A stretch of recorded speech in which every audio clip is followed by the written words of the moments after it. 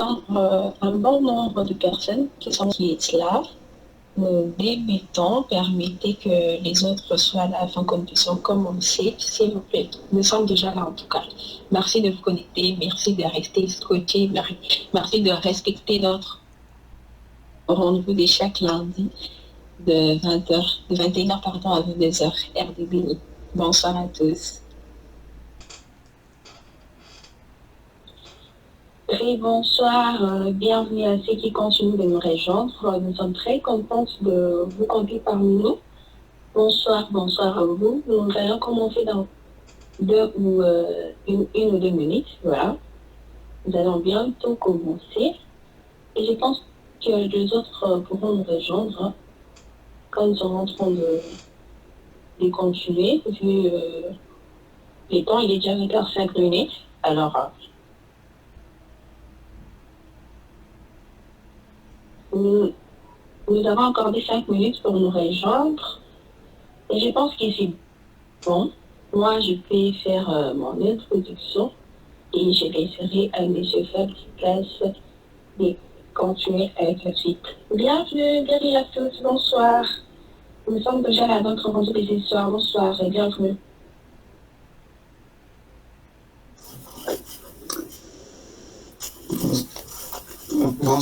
Bonsoir à tous. Bonsoir Marie. Est-ce qu'on peut déjà y aller? Bonsoir. Non. Oui. Veuillez fermer vos micros et vos caméras. Et quand nous les savons bien, les questions seront posées à la fin dans les chats. N'oubliez pas de mettre vos questions. Et voilà, c'est parti. Merci. Non, fidèles auditeurs et auditrices, bonsoir et bienvenue encore une fois de plus dans notre talk de ce soir. Comme nous le savons bien, 9e mois de l'année, 5e jour du mois de septembre et premier jour de la semaine, nous sommes très contents que vous comptez parmi nous en ces premiers talks du mois de septembre. Moi, c'est Marie-Jeanne Tifanani. Je suis étudiante en édition multimédia à l'Institut facultaire de l'information et de la communication. Et aujourd'hui, nous avons pour vous M. Fabrigaswa Simia Mbuga, qui est le country ambassadeur Young Opportunities et chef de pôle Est RDC sur cela programme. Nous allons parler, il va nous échanger autour de la diversité, l'équité et l'inclusion en milieu social et professionnel. Voilà pour vous, pour ce soir. C'est lui qui va intervenir et qui va continuer de nous parler, il va développer son sujet. Et si vous avez des questions, n'hésitez pas de le mettre dans le chat. Les questions seront lues à la fin. Et il va bien sûr devoir répondre à toutes les questions qui seront posées. Monsieur Fabula, je pense que vous avez la parole et vous allez devoir respecter votre temps, s'il vous plaît. Bonne écoute à toutes et à tous. Je suis très content d'être là encore une fois ce soir pour la présentation de ce sujet. Je pense que ce soit dans nos communautés ou dans nos universités ou encore dans nos milieux professionnels, il est vraiment important liée à l'équité et l'inclusion. Donc, je dis merci beaucoup à tous qui sont là ce soir avec nous et j'espère vraiment qu'on va terminer dans les temps nous repartis. Alors, qu'est-ce qu'il faut attendre par la diversité, l'équité et l'inclusion? Voilà ce dont nous allons discuter ce soir. Encore une fois, merci beaucoup à l'UCBC et à l'équipe Weekly Talks. Alors, on va y aller sans plus tarder. Je souhaite vraiment une bonne séance, une bonne session à tout le monde qui est déjà avec nous. Alors, pour commencer, je voulais mettre un accent sur quelque chose, c'est que la communauté dans laquelle nous vivons, en fait, c'est le reflet de toutes les actions que nous posons nous comme les acteurs de cette communauté. Et nous sommes les hommes, les femmes, les garçons et les filles de toutes les races, de toutes les couleurs, de toutes les religions, de toutes les origines, avec handicap ou sans handicap, de toutes les professions. Si nous voulons construire, si nous voulons vivre dans une société meilleure, nous devons poser des actions qui vont dans le sens à nous permettre de rendre meilleures nos différentes communautés.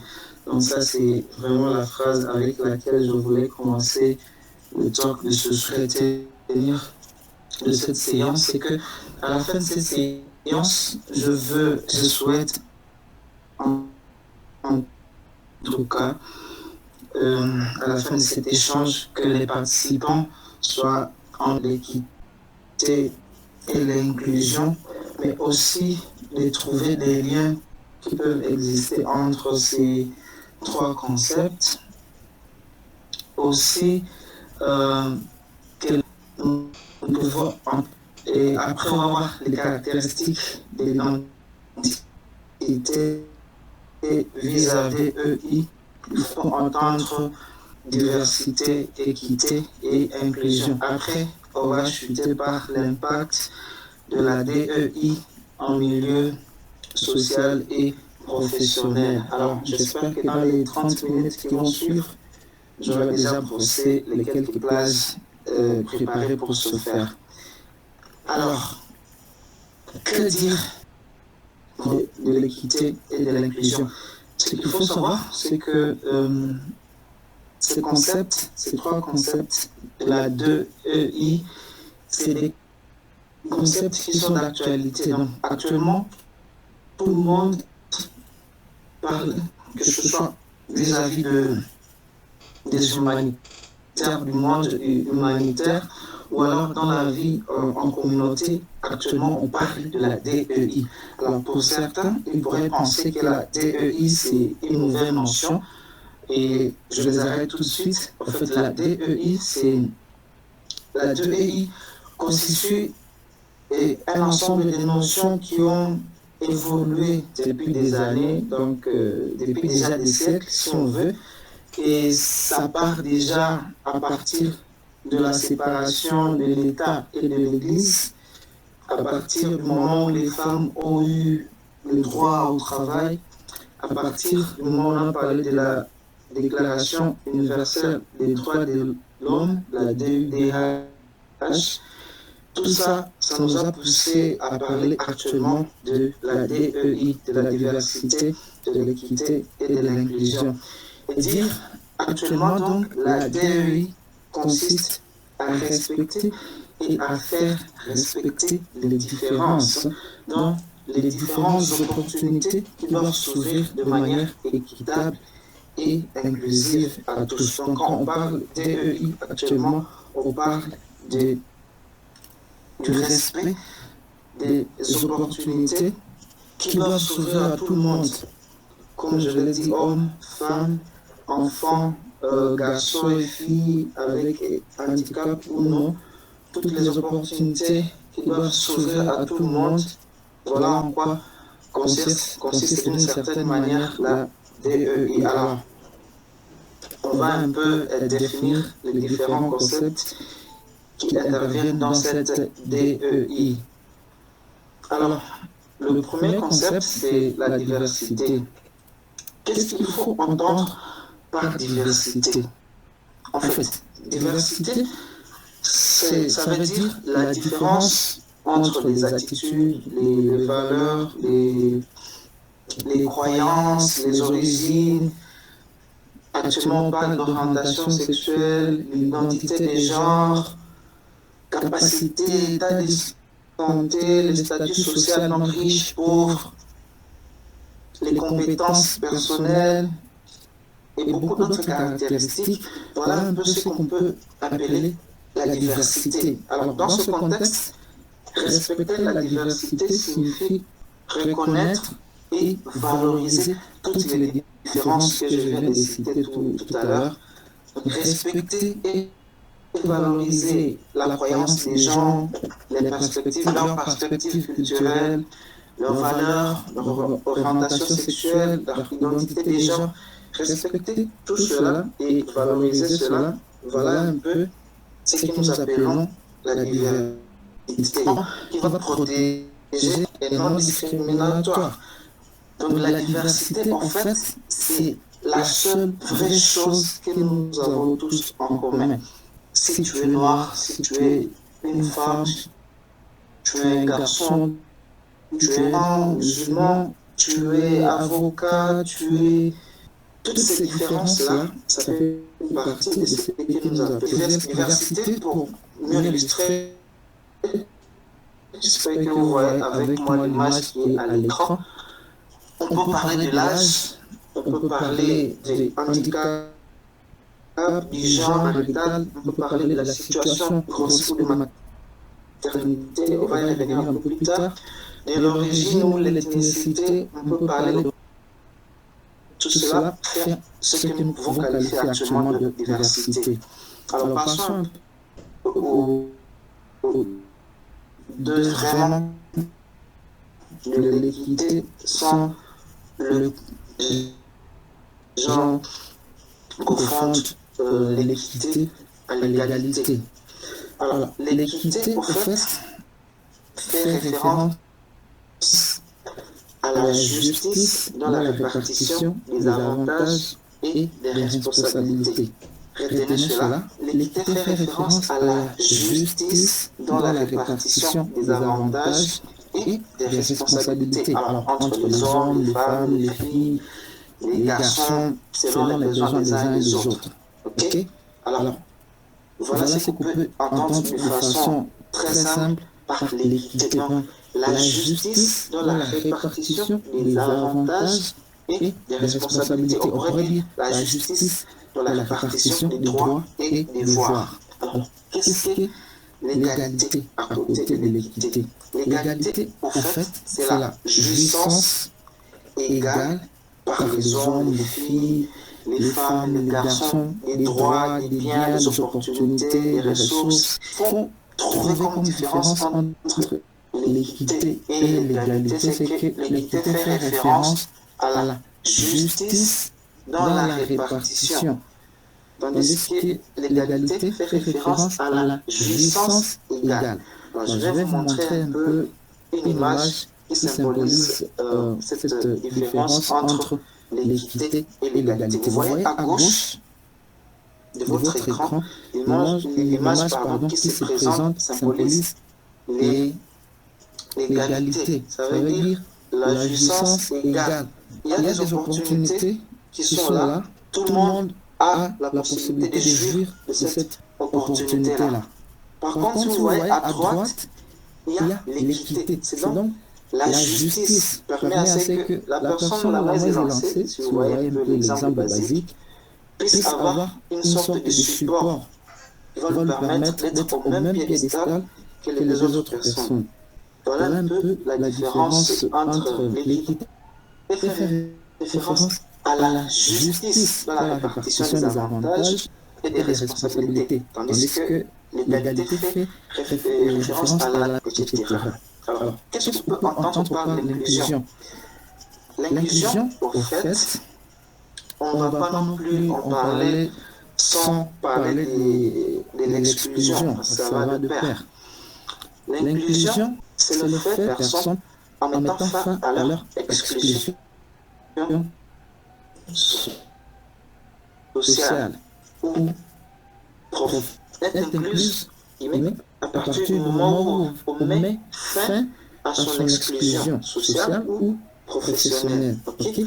Donc l'inclusion, c'est le fait et ouvertement, sans aucune limite. Tandis que, à côté de l'exclusion, c'est le processus par lequel les individus se voient refuser ou se voient refuser, disons, de façon partielle ou complète, l'accès à différents droits, à différentes opportunités, à différentes ressources. Et contrairement à l'inclusion, l'exclusion offre toutes les limitations possibles vis-à-vis des opportunités, vis-à-vis des ressources qu'on peut avoir dans une communauté ou dans le milieu professionnel. C'est-à-dire, lorsqu'une personne est exclue, cela lui cause ou cela provoque en elle des émotions négatives. Elle ne se sent pas appartenir à un groupe donné, elle ne se sent pas bénéficier à différentes opportunités, etc. Après avoir défini plus ou moins le concept diversité et parler d'identité, parce que qui dit exclusion, qui dit diversité, qui parle d'équité entre les gens, sous-entend l'identité. Quelles sont les personnes qui sont en interaction quand on parle de diversité, d'équité et d'inclusion? Voilà ce qui nous amène à parler de l'identité. Qui êtes-vous?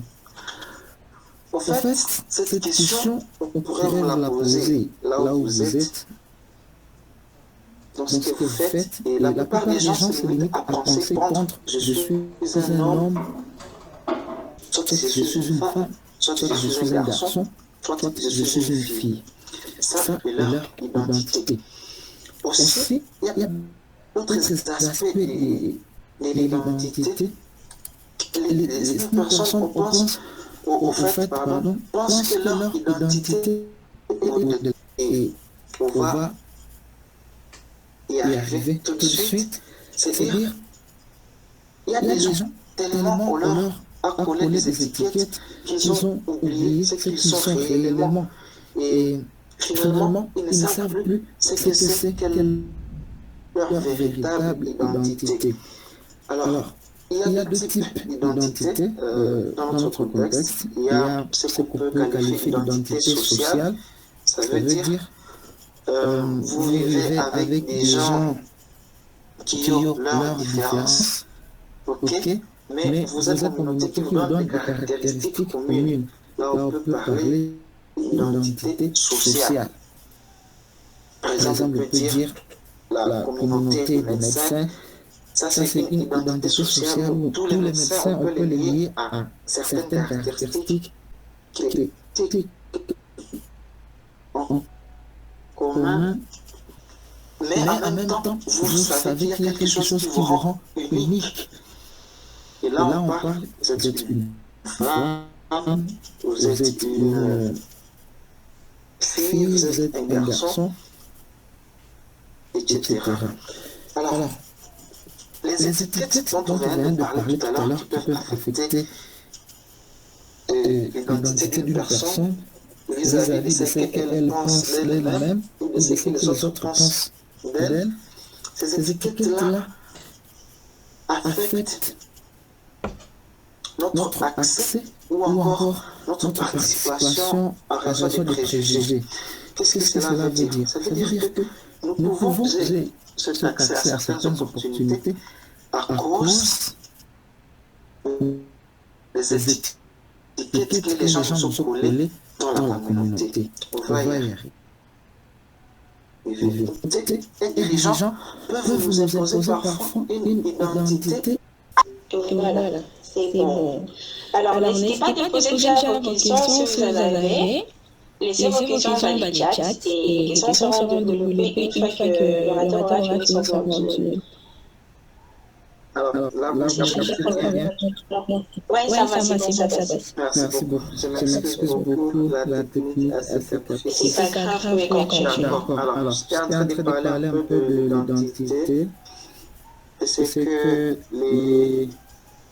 j'étais en train de parler de l'identité, de ce que les étiquettes, c'est-à-dire ce que les autres pensent de nous, peut affecter dans notre identité. Et je disais tantôt que ces étiquettes peuvent constituer un blocage à différentes opportunités pour lesquelles nous avons des compétences techniques. Donc, à cause de ce que les gens pensent que vous êtes, vous pouvez vous-même imaginer que c'est ce que vous êtes. Et pour cela, vous pouvez arriver à imaginer que vous n'avez même pas les compétences techniques que vous avez que vous ne méritez pas certaines opportunités. Alors, ce que je disais, c'est que dans la communauté, il y a des éléments extérieurs. Ok? C'est qu'il y a des gens dans la communauté qui présentent des traits et des caractéristiques qui sont considérés comme extérieurs à ce qui est traditionnellement perçu comme normal. Là, on est en train de parler de l'identité. Okay? Je reviens vraiment là-dessus parce qu'on vient de se perdre pendant un moment. On parle de l'identité. Alors, il y a des groupes, il y a des individus qui présentent des traits ou des caractéristiques qui sont considérés comme extérieurs à ce qui est traditionnellement perçu comme normal. Okay? Et les gens, ces gens sont souvent discriminés, exclus, ou parfois font l'objet des actes de violence, tous ces principes qui sont parfois fondés et discriminatoires peuvent empêcher à une personne d'avoir accès à une opportunité ou alors à une personne de reconnaître sa véritable identité. Alors, ces stéréotypes que les gens s'appliquent à plusieurs éléments, notamment à notre religion, c'est-à-dire il suffit que vous soyez un seul, par exemple, protestant dans une communauté de musulmans. Déjà, le fait que vous soyez le seul protestant, cela va être quelque chose qui n'est plus commun, donc comme un élément qui n'est plus normal. Et à cause de ça, vous pouvez subir des discriminations ou alors vous pouvez être victime d'exclusion. Et ces stéréotypes-là, ils peuvent également s'appliquer au handicap. Le seul fait que vous ayez un handicap physique, psychologique, on va en parler un peu plus tard, cela va faire en sorte que vous ne soyez pas considéré comme une personne normale. Et à cause de ça, vous pourriez ne plus avoir accès à certaines opportunités. Et c'est là où nous avons dit que nous retrouvons la diversité, l'équité et l'inclusion. Et aussi, ce que nous avons appelé des stéréotypes, comme je l'ai dit tout à l'heure, ça peut être souvent des préjugés. Donc le fait que les gens vous considèrent comme tel, alors que vous n'êtes pas forcément de cette façon-là, cela peut le pousser à vous qualifier de cette manière-là et malheureusement nous pousse aussi nous-mêmes à ne plus savoir comment nous identifier. Alors, on va parler un peu des caractéristiques liées à l'identité. Avant de parler des caractéristiques liées à l'identité, on va faire par exemple par rapport aux stéréotypes dont nous venons de parler tout à l'heure, la réalité qui se voit sur le terrain. Alors, ce qui se voit, c'est que, par exemple, le plus grand stéréotype, c'est entre les hommes et les femmes. Okay? Donc déjà, dans la communauté, d'après les statistiques, c'est que les hommes touchent un salaire de 18,2% supérieur à celui des femmes. Okay? Ça veut dire qu'il y a des tâches pour lesquelles, quand c'est une femme qui se présente, on ne paye pas la même chose qu'on pourrait payer à un homme. Et on ne va pas oublier également que les femmes ne sont pas encore fortement représentées dans le milieu de l'emploi pour des raisons qu'on va invoquer tout à l'heure. Alors, il y a les personnes, les statistiques ont prouvé que les personnes obèses, okay? Et des personnes qui sont socialement considérées comme laides, entre guillemets, permettez-moi le concept, ça veut dire que les personnes dont les visages présentent des traits d'asymétrie, ces personnes-là ont beaucoup plus de probabilité d'échouer un entretien. Donc, quand vous venez pour un entretien, pour une interview, pour un poste, il suffit que la personne qui va vous interviewer trouve que vous êtes obèse, que vous avez du poids. Déjà, le fait de vous voir de cette manière-là augmente la probabilité pour vous de ne pas réussir cet entretien dans ce poste-là.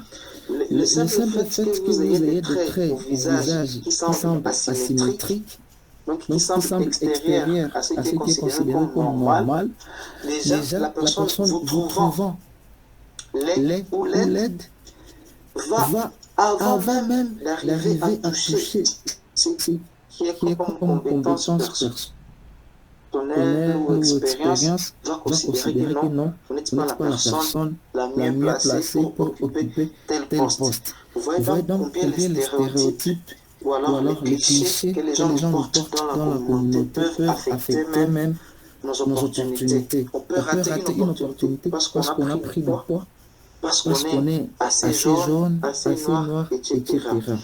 Alors, poursuivant sur les caractéristiques liées à l'identité, il y a une image, j'espère que vous la voyez avec moi.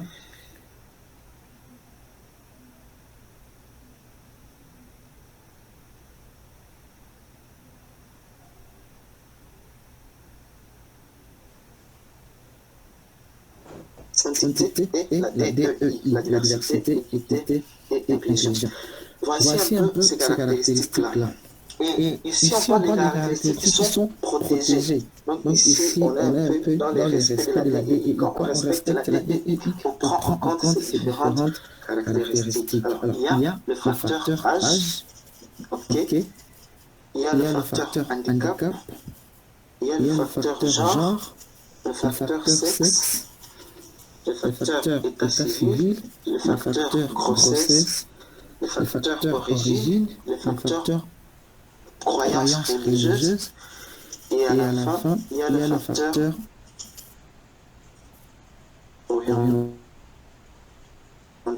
accepté, inclus, incluse. Vous pouvez être refusé ou on peut vous donner accès à une opportunité ou on peut vous refuser l'accès à une opportunité eu égard à ces différentes caractéristiques, soit à cause de votre âge, soit à cause de votre handicap, de votre sexe exclu pour tous ceux que je vais citer là-bas. Par exemple, je voudrais souligner la différence entre la grossesse et la maternité, comme c'est aussi possible que ça a l'air la grossesse, c'est lorsque l'enfant n'est pas encore là, et la maternité, c'est lorsque l'enfant est déjà là. C'est-à-dire qu'on peut vous refuser une opportunité dans une entreprise, une opportunité professionnelle parce que vous avez une grossesse. Là déjà, on est dans l'exclusion. On peut vous refuser une opportunité parce que vous avez un enfant. On suppose que votre enfant va employer l'état de service, etc. Là, on est déjà dans l'exclusion. Il n'y a pas le respect de la diversité. On peut vous refuser une opportunité à cause de votre handicap, à cause de votre origine. Vous êtes noir, vous êtes métis, vous êtes musulman, à cause de vos croyances religieuses ou alors à cause de vos orientations sexuelles. Alors, je m'appesantis à un moment donné sur le handicap parce que ça, c'est parmi les majeures causes des DEI au niveau des communautés et au niveau et en milieu professionnel. C'est que pour comprendre le handicap, on va mettre un accent également sur la déficience, parce que le handicap provient de la déficience. Alors, la déficience, c'est une perte ou alors une anomalie d'une partie, d'une structure ou d'une fonction psychologique, physiologique ou anatomique. Donc, vous pouvez avoir une déficience physique, psychologique ou anatomique, physiologique, pardon. Et cela peut être à long terme ou encore à court terme. Et il y a des personnes qui ont des déficiences qui durent toute leur vie. Ou encore, il y a d'autres personnes qui peuvent avoir plusieurs déficiences en même temps. Et ces déficiences peuvent être liées à leur sens, à leur physique, à leurs neurones, ou alors ça peut être des déficiences psychologiques ou encore intellectuelles. Par contre, par ailleurs, le handicap, c'est l'interaction entre la déficience d'un individu et les différents obstacles, notamment les obstacles liés au comportement, à l'environnement, qui peuvent entraver la participation pleine et effective à la société et l'accès aux opportunités sur base de l'égalité. Ça veut dire quoi?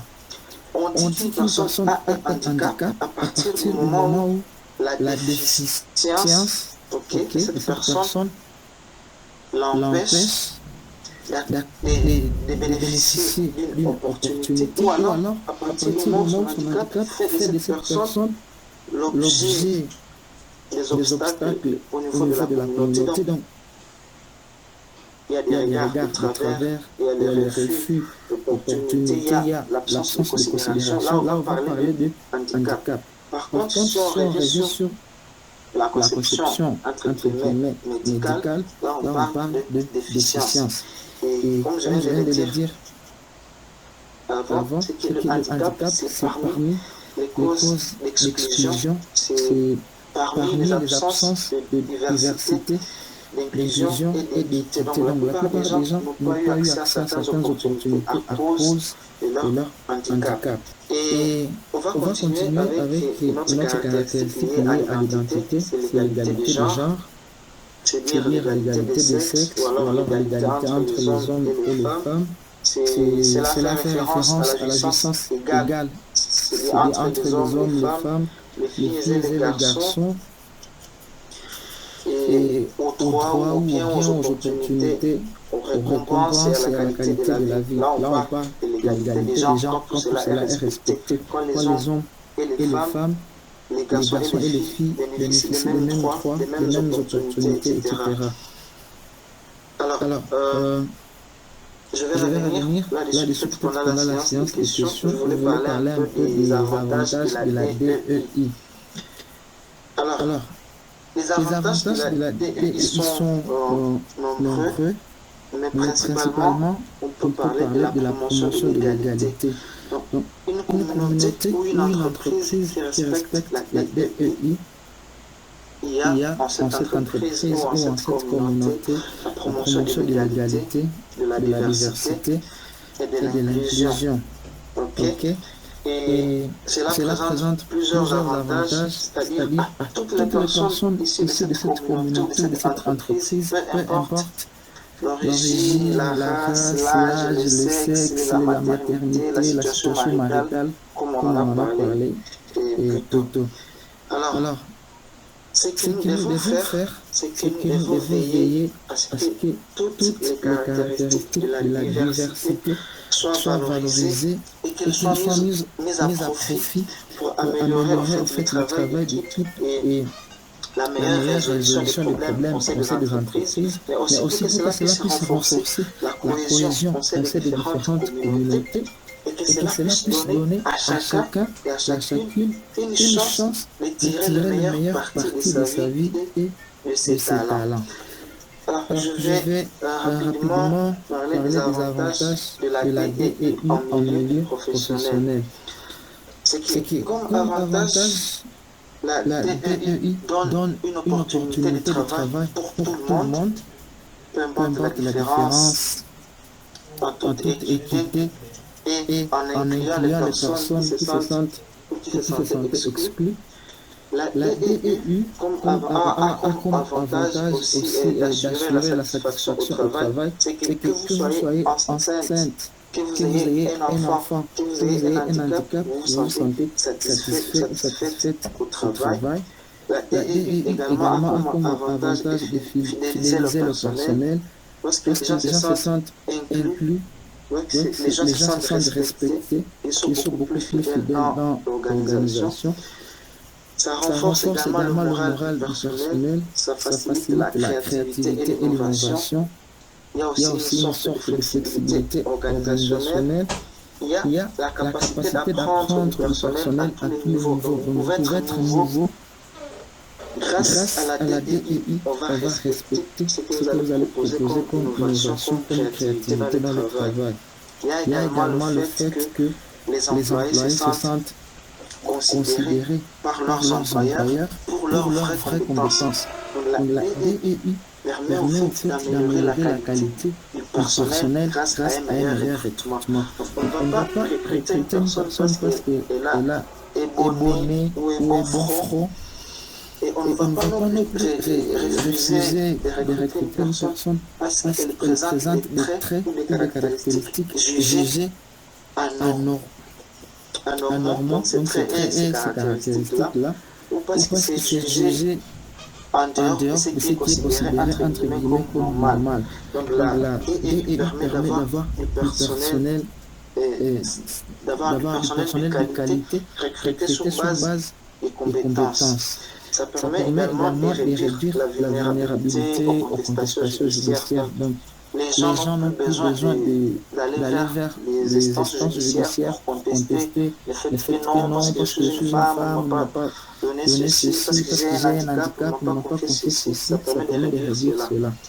Ça augmente également les possibilités de financement. Une organisation qui respecte la DEI a beaucoup de chances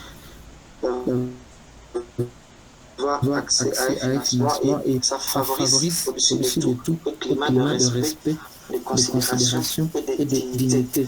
Chaque employé se sent respecté pour ce qu'elle est, pour ce qu'elle a et pour ce qu'elle peut offrir à l'organisation. Et non parce que c'est une personne de mon ethnie, de ma religion, etc. Voilà quelques avantages sans prétendre avoir été exhaustif de la DEI en milieu professionnel. Je suis en train de discuter, je parle des avantages de la DEI en milieu social. C'est que dans un milieu social où on respecte la diversité, l'équité et l'inclusion, tout le monde se sent soutenu, valorisé, respecté, traité équitablement. La communauté est beaucoup plus forte et il y a une cohésion sociale et les minorités se sentent concernées aussi et soutenues pour la réalisation de leur potentiel. Il y a également la réduction des stéréotypes et des idées fausses sur les groupes particuliers de personnes. Il y a la réduction de la marginalisation de certains groupes d'individus compte tenu de leurs différences.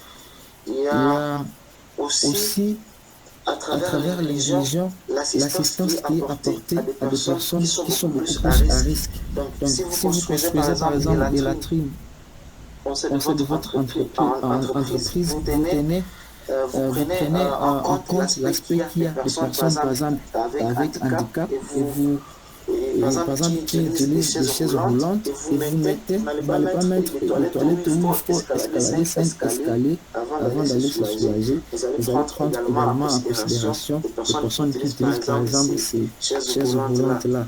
Donc tout le monde se sent concerné, les barrières sociales sont réduites, les barrières économiques également sont réduites. Les gens ne sont plus complexés parce qu'ils viennent de familles pauvres ou parce qu'ils viennent de familles riches. Toutes ces barrières-là vont tomber.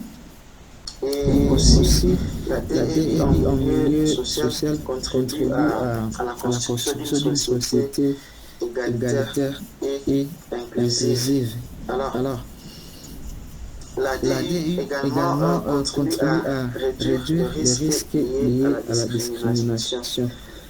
Alors, parce que l'exclusion crée des communautés inégalitaires, parce que l'exclusion crée la frustration dans les chefs des personnes exclues, parce que l'exclusion crée le sentiment de dévalorisation, crée l'enfermement sur soi, parce que l'exclusion peut causer le suicide ou le désespoir. Nous sommes tous invités à devenir des acteurs de la diversité, de l'équité et de l'inclusion afin de permettre à nos communautés, qu'elles soient professionnelles ou sociales, de devenir des communautés meilleures, de devenir des communautés justes, de devenir des communautés dans lesquelles toutes les catégories d'individus se sentent concernés. Et je vais finir par un exemple de cas de DEI en communauté. Alors, voici un peu un exemple de cas de diversité, équité et inclusion. Alors, je vais vous demander d'imaginer un peu que vous organisiez une fête, okay, pour vos amis, pour les membres de votre famille. Imaginez que vous organisez une fête et on va voir ensemble en quoi la diversité, l'équité et l'inclusion signifient pour l'organisation d'un événement en communauté. Lorsque vous organisez une fête pour votre famille, pour vos amis, la diversité va signifier que tout le monde sera invité et tout le monde sera bienvenu à cette fête-là. Voilà là où on parle de diversité. Donc, tout le monde est invité.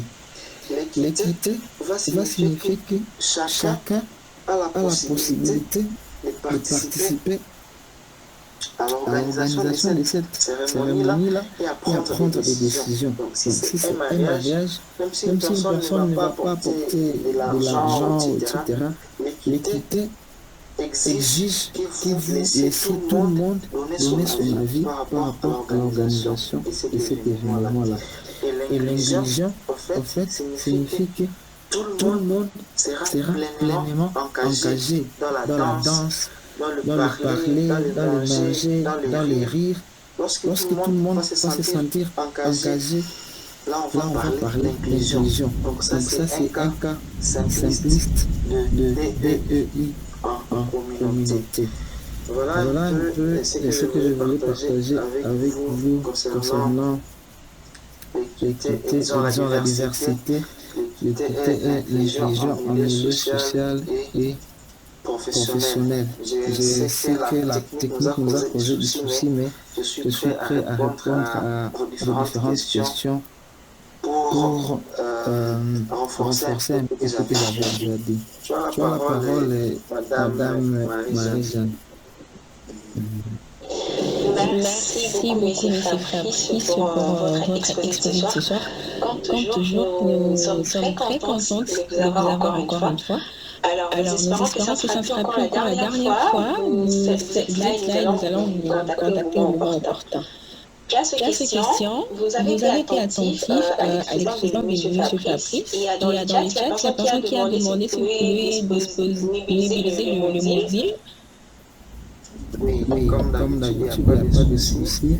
Je vais mettre mon adresse mail dans le chat pour que les uns et les autres puissent m'envoyer un mail et je pourrai leur partager les documents. Voilà, vous avez déjà une solution à la question posée.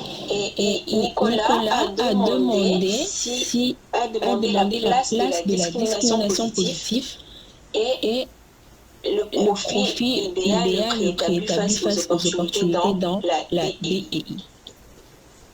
Je ne sais pas si je dois répondre directement. Oui, vous pouvez répondre question-réponse, on va avancer comme ça. D'accord. Alors, la discrimination positive, en fait, c'est quelque chose à encourager lorsque nous parlons de DEI, parce que quand on parle de discrimination positive, on encourage un peu l'inclusion des personnes considérées comme minoritaires ou exclues.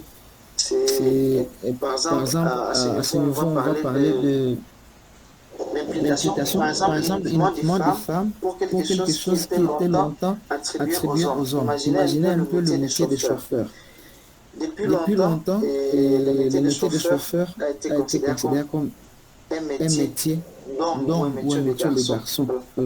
La discrimination positive revient à encourager exclusivement, par exemple, les hommes à postuler pour l'offre de chauffeur et leur donner l'opportunité de devenir des chauffeurs, qui est un métier qui était traditionnellement réservé aux hommes.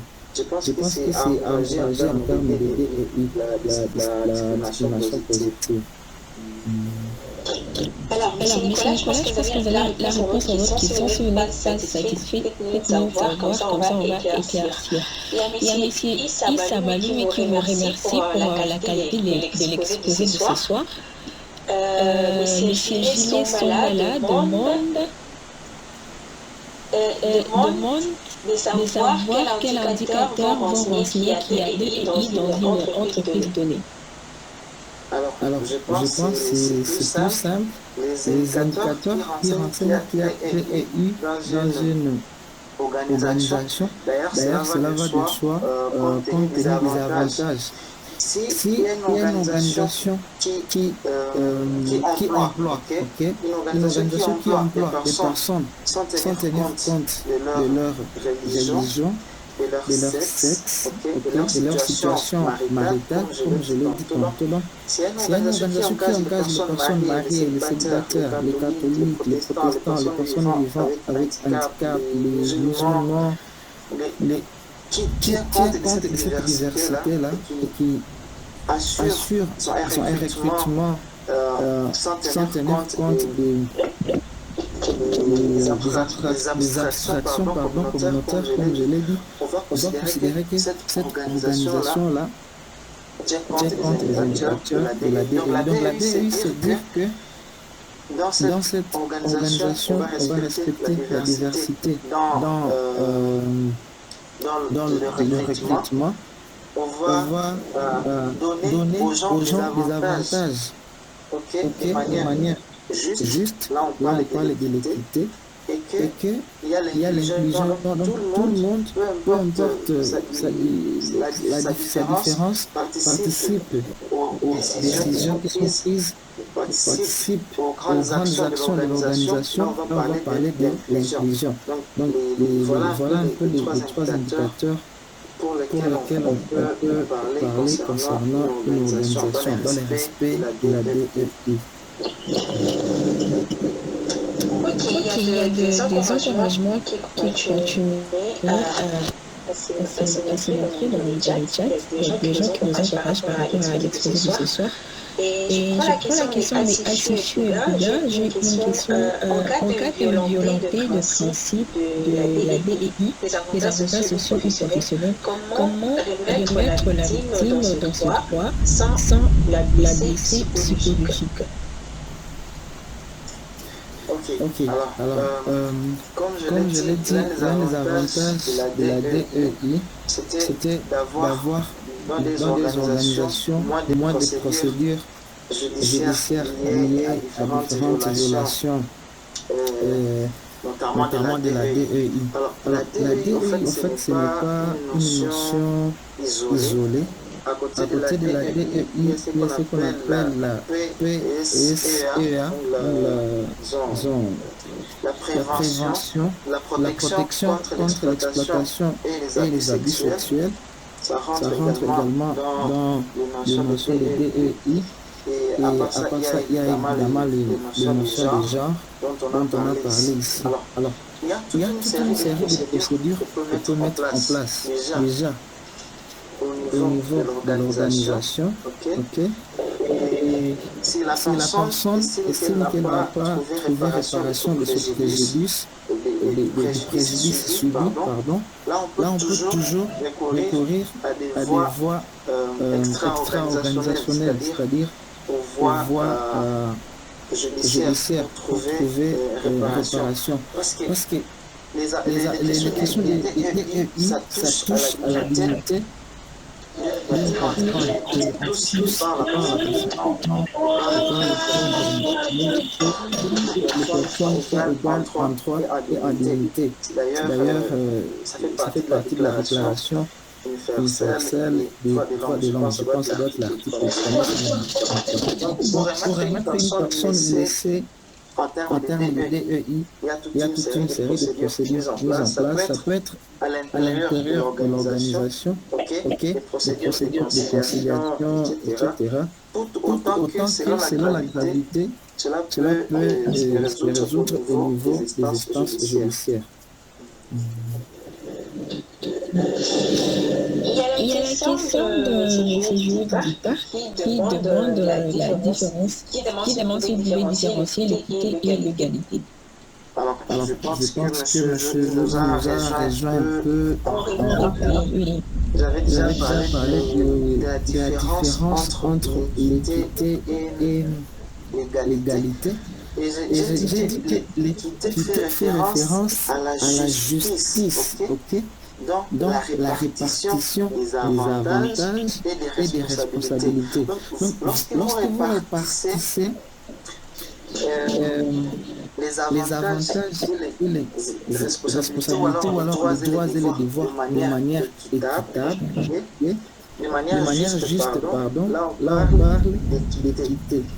Tandis que l'égalité fait référence à la jouissance. Donc, il dit que les hommes et les femmes ont le droit de travailler. Ok. Là, on parle de l'égalité. Parce que c'est la jouissance égale des opportunités, des ressources, etc.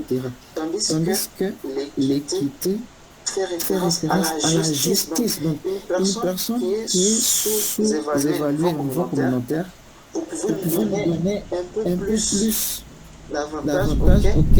Comme je l'ai dit, vous avez une entreprise, vous construisez de la trine. L'équité sous-entend que vous puissiez mettre une entrée par rendre. Donc, même une personne qui va venir avec sa chaise roulante, elle va accéder à cette même latrine-là de la même manière que les personnes peuvent escalader les escaliers. Donc là, on parle en tout cas d'équité. J'ai même partagé, je crois, j'ai même partagé une image qui symbolise l'égalité.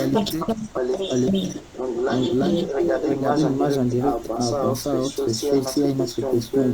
Il y a une question. Alors, si vous n'êtes pas satisfait de réponse, faites-nous savoir dans le chat. Il y a la question d'Asifiwe qui demande, en parlant du genre, qu'est-ce qui est souhaitable entre égalité et équité?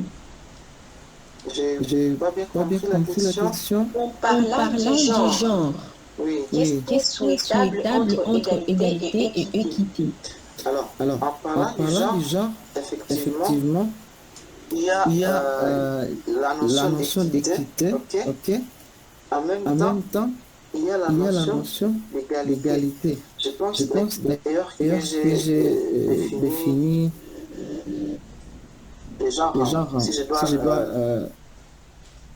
revenir, je pense avoir défini les genres, en disant qu'il s'agit de l'égalité des sexes, d'accord, entre les hommes, les femmes, les garçons sont égales aux droits, aux biens, aux opportunités, etc. C'est-à-dire les genres, on le définit dans l'égalité lorsqu'il s'agit des relations hommes-femmes, donc l'accès aux mêmes droits, aux mêmes opportunités. Et en ce qui concerne l'équité, le fait de bénéficier de manière juste à différentes opportunités, là on va parler d'équité dans les genres et dans l'équité et dans l'égalité. Alors, la question suivante, c'est de M. Nicolas. Le profil idéal pour un prétendant à un poste, est-ce à encourager ou à proscrire dans la DEI? Alors, la DEI ne demande pas aux gens de recruter les minorités, alors même qu'elles n'ont pas de compétences. Ok, on est d'accord là-dessus. Donc, il y a des profils qui sont privilégiés vis-à-vis des postes. C'est par exemple, il y a des postes où l'agent, par exemple, aura besoin de rouler sur moto. Ok.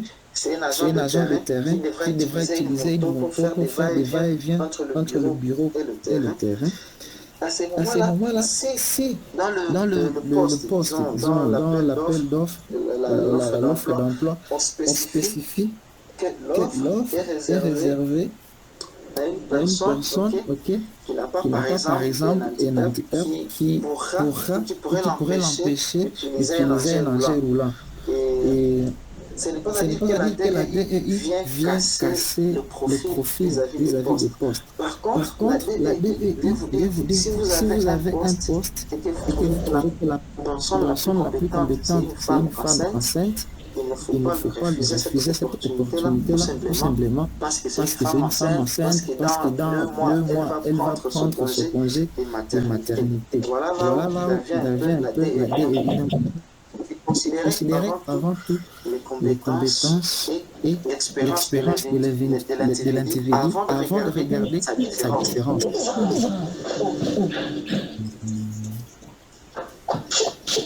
D'accord, merci pour la réponse. Il y a M. Noé qui dit merci pour l'exposé. La question inclusion dans l'enseignement pour le gens avec handicap, surtout à l'école primaire. Ne trouvez-vous pas que cela peut causer du tort? Je n'ai pas bien compris la question. Inclusion dans l'enseignement pour le gens avec handicap, surtout à l'école primaire. Ne trouvez-vous pas que cela peut causer du tort? En tout cas, je ne suis pas sûr d'avoir bien capté la question, mais je ne vois pas comment le handicap pourrait causer du tort au niveau de l'enseignement. Peut-être il veut savoir si une personne vivant avec un handicap, si ça peut causer du tort, si cette personne est impliquée comme enseignante.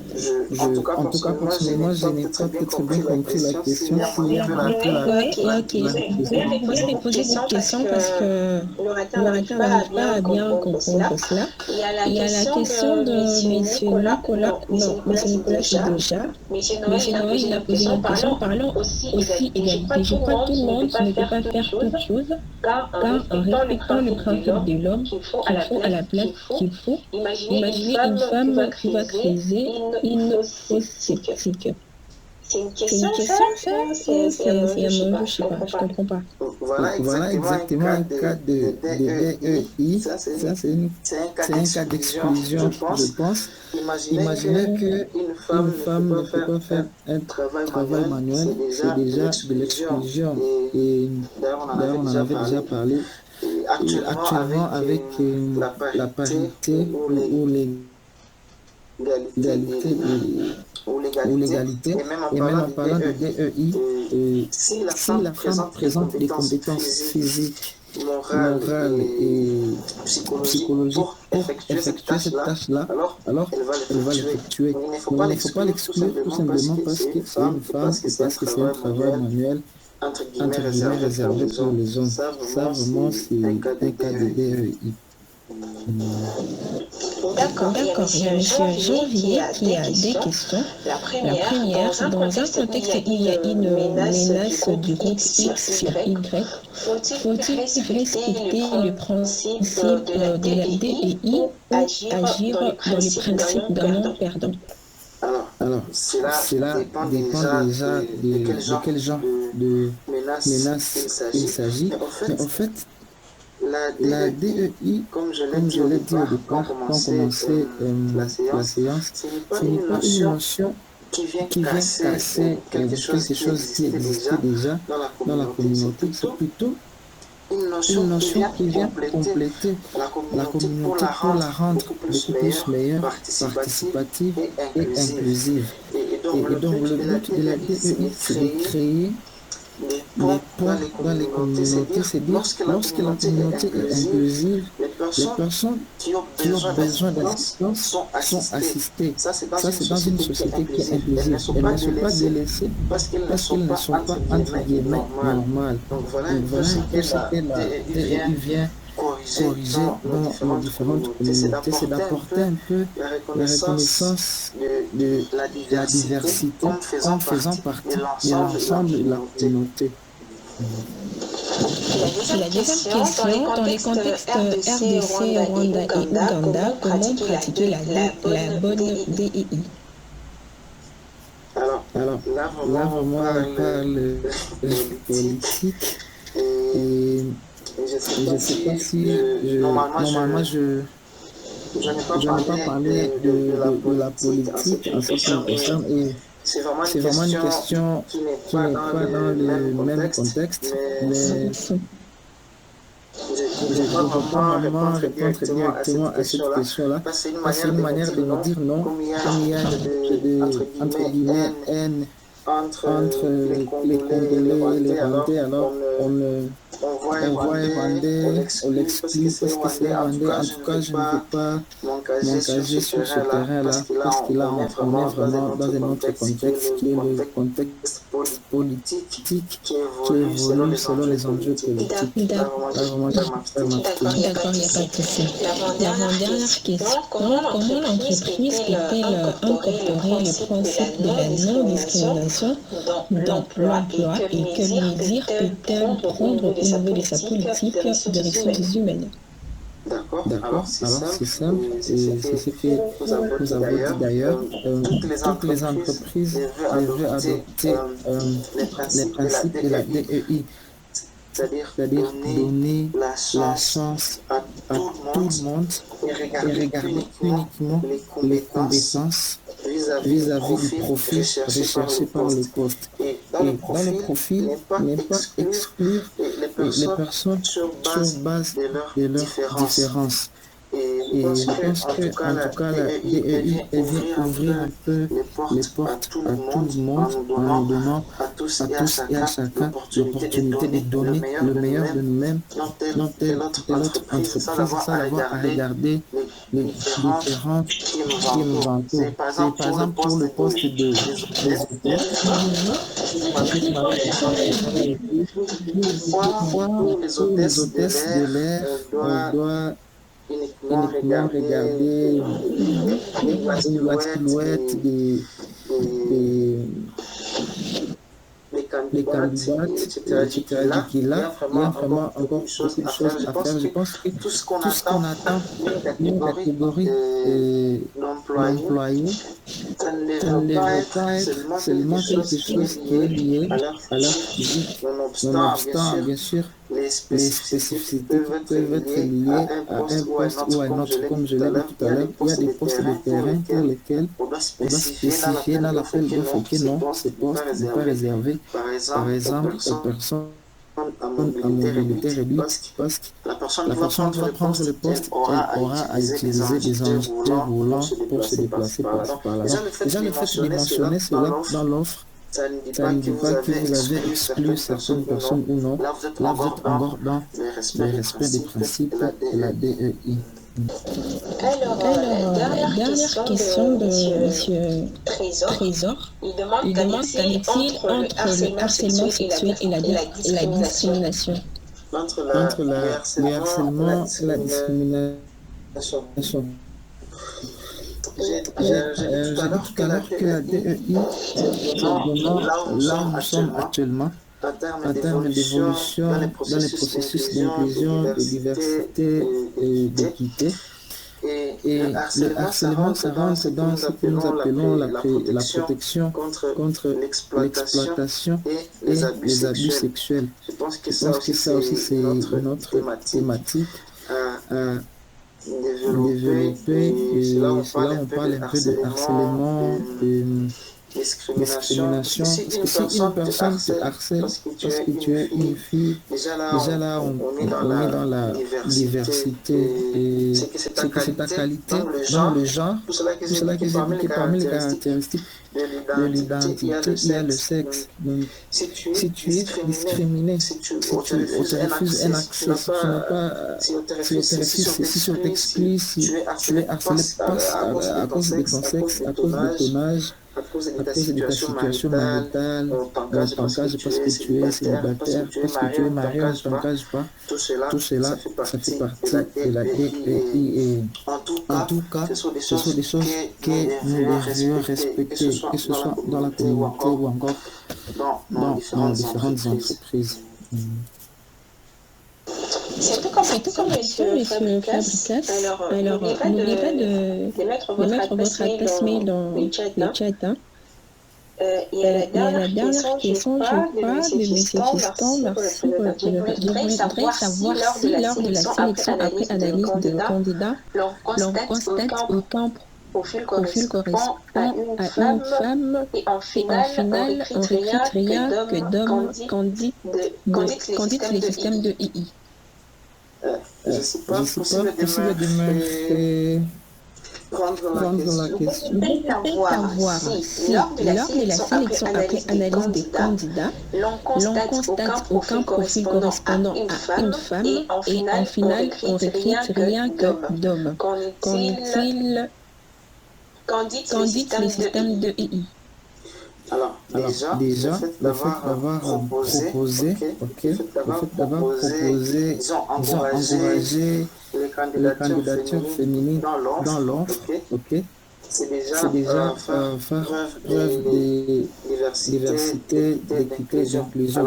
Alors, si au final, aucune femme n'a postulé, ou alors si pour une offre de logistique, seules les femmes qui n'ont pas ces compétences-là ont postulé, et si vous n'en trouvez pas que finalement vous arrivez à recruter uniquement des hommes, là vous n'avez pas péché contre la DEI. Je donne un exemple. Il nous est arrivé à un moment donné de rechercher sur le terrain et disons, on nous demande de faire de créer des comités, par exemple au niveau du terrain. Des comités qui vont se charger de gérer les ouvrages, par exemple, ou de gérer les activités liées au projet. Et on nous recommande d'avoir 50% d'hommes, 50% de femmes. Il peut arriver que vous ne trouviez aucune femme qui accepte de se porter volontaire dans une communauté, que finalement vous arrivez avec 15% de femmes et 80% d'hommes. Là, on ne dira pas que vous n'avez pas respecté la DEI. Non. Parce qu'au moins, dans le processus de mise en place, la préférence, c'est d'avoir des femmes à ce poste-là. Vous avez encouragé les femmes à postuler, mais si aucune ne s'est portée volontaire, alors là, la faute n'est pas à vous. Vous auriez fait tout ce que vous pouviez faire pour l'inclusion et pour la diversité et l'équité, mais ça ne sera plus votre faute, quoi. Donc, là, au moins, par rapport à celui qui a posé la question concernant l'offre d'emploi, ce ne sera pas la faute de l'entreprise. Voilà, c'est tout. Je crois. C'est tout ce soir. Monsieur Fabrice, encore Fabrice, en effet, merci pour votre disponibilité. Merci pour votre exposé de ce soir. Nous avons pas mal de commentaires dans des chats. Nos participants sont contents et d'autres ont appris quelque chose ce soir. Merci. À notre compte Facebook. Ainsi que notre compte YouTube, je crois, c'est disponible. Alors, on est en train de partager les liens dans les chats. Et laissez-nous vos emails pour chaque fois vous envoyer des messages d'alerte lorsque nous avons réunion ou soit quelque chose de rappel. Nous allons vous envoyer par votre adresse mail. Merci pour ce soir, merci d'être là, merci de nous faire encore une fois de plus confiance. Nous promettons que nous n'allons pas vous décevoir. Votre récit, notre priorité. Bonne soirée à toutes et à tous. Merci beaucoup, Madame Marie. J'ai partagé mon email dans le chat si vous pouvez la voir, la présentation. Merci beaucoup. Merci à tous, portez-vous bien.